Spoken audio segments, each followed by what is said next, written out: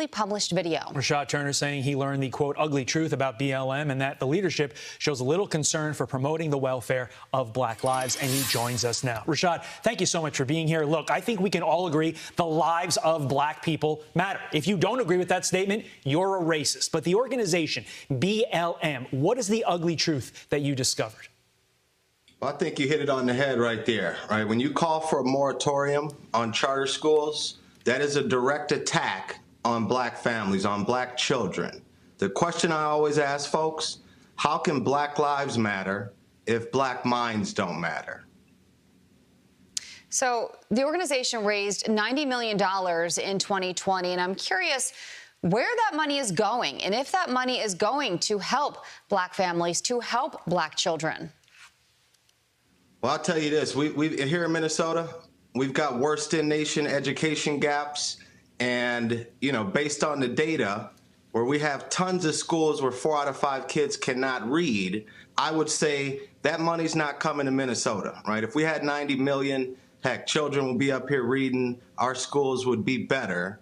But let me add something here. When you think about that 90 million, where it comes from, BLM has been co-opted.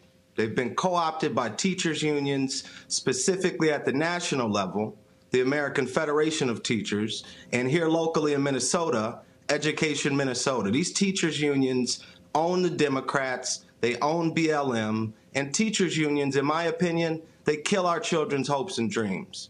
So if we're thinking about black children doing what's best for black families, we have to start with education. Yeah. There's not a disparity in this country that doesn't begin with folks not being able to read. So if black lives really matter, we must start in that classroom.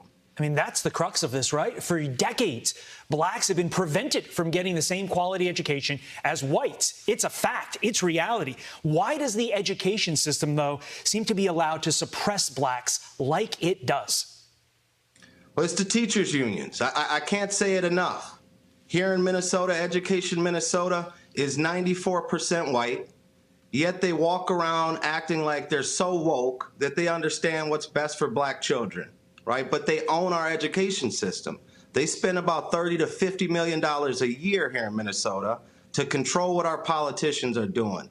I don't know if folks have been paying attention to what our, I don't even know what to call him these days, but Governor Tim Walz here in Minnesota hasn't done one thing, and that's because teachers unions control him.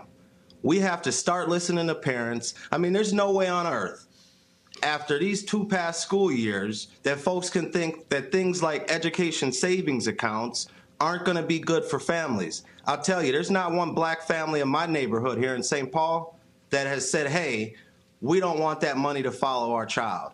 Anyone who's in opposition to school choice, charter schools, you're right. I'd say they're a racist, right? Because we know that charter schools are creating opportunities. We know that that money that is supposed to be educating our children, that's not happening here in Minnesota. We spend the most money, top states in this country on what we spend on education. However, our outcomes don't show that we're spending millions upon millions of dollars to try and educate children. Rashad Turner, thank you very much for joining us. We appreciate your time.